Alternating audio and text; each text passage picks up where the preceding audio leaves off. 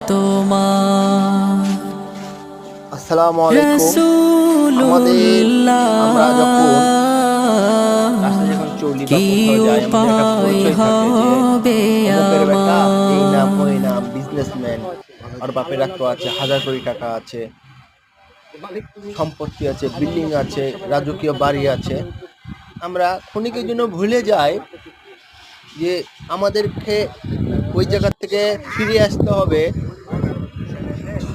আমরা ধন দৌলতের লোভে ভুলে যাই আমাদের মালিককে।